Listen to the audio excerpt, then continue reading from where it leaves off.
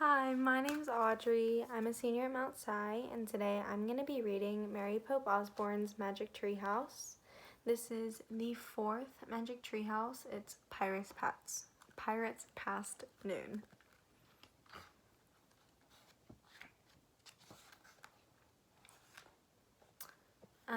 I'll be reading chapter 1 today, so here we go. Chapter 1, Too Late. Jack stared out his bedroom window.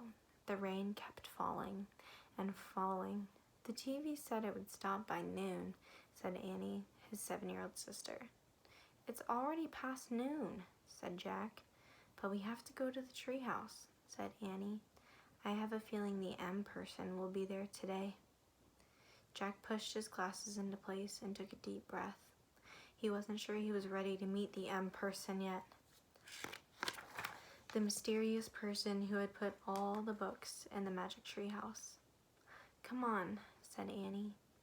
Jack sighed. Okay, he said. You get our raincoats and boots. I'll get the medallion and bookmark. Annie ran to get their rain gear. Jack reached into his drawer. He took out the medallion. It was gold. The letter M was engraved on it. Then he took out the bookmark. It was made out of blue leather. It had the same M on it. Both M's matched the M that was on the floor of the Magic Tree House. Jack pulled the medallion and bookmark onto his backpack. Then he threw in his notebook and pencil. Jack liked to take notes about important things. I got our rain stuff, called Annie. Jack picked up his pack and went downstairs. Annie was waiting by the back door. She was putting on her boots. Meet you outside, she said. Jack pulled on his raincoat and boots. Then he put on his backpack and joined her. The wind was blowing hard. Ready, set, go, shouted Annie. They kept their heads down and charged into the rainy wind. Soon they were in the Frog Creek woods. Tree branches swayed, flinging rainwater everywhere. Yak, said Annie. They splashed through puddles until they came to the tallest oak tree in the woods. They looked up. Tucked between two branches was the treehouse. It looked dark and lonely against the stormy sky. Hanging from the treehouse was a rope ladder. It was blowing in the wind. Jack thought of all the books up there. He hoped they weren't getting wet. The M person's been there, said Annie. Jack caught his breath. How can you tell? He said. I can feel it, she whispered. She grabbed the rope ladder and started up. Jack followed. Inside the treehouse it was chilly and damp, but the books were dry. They were all neatly stacked along the wall, just the way they had been the day before. Annie picked up a castle book on top of one stack. It had taken them to the time of castles. Remember the knight, she said. Jack nodded. He would never forget the knight who had helped them. Annie put down the castle book. She picked up the next book on the stack. It was the dinosaur book that had taken them to the time of the dinosaurs. Remember? She said. Jack nodded. He'd never forget the pteranodon who had saved them from the Tyrannosaurus Rex.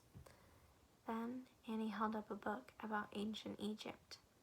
Meow, she said. Jack smiled. The Egypt book had taken them to the time of pyramids. A black cat had come to the rescue there.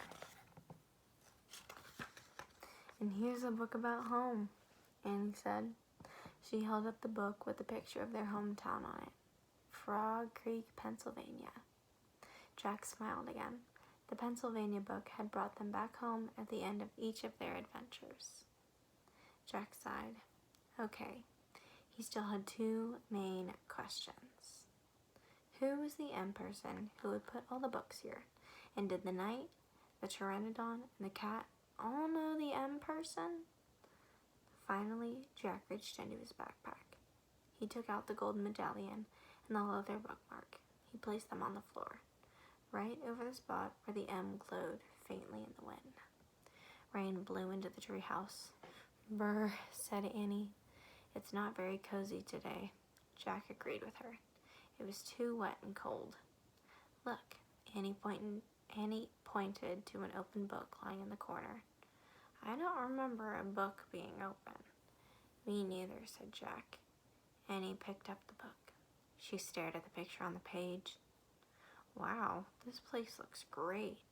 She showed the picture to Jack. He saw a sunny beach, a big green parrot sitting in a palm tree, and a ship sailing on the blue sea. Another gust of rainy wind blew into the treehouse. Annie pointed to the picture. I wish we were there instead of here. Yeah, said Jack, but where is there? Too late, came a squawk. Jack and Annie turned quickly. Sitting on a branch outside the window ledge of the treehouse was a green parrot, exactly like the parrot in the picture. Too late, the parrot squawked again. A talking parrot, said Annie. Is your name Polly? Can I call you Polly? Suddenly, the wind started to blow. Oh no, now we're in big trouble, said Jack. The wind blew harder.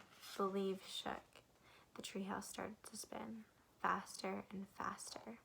Jack squeezed his eyes shut. Then everything was still. Absolutely still. Jack opened his eyes. Too late, squawked Polly. And then I'll leave off at Chapter 2, The Bright Blue Sea. Enjoy your book. Thank you for reading with me.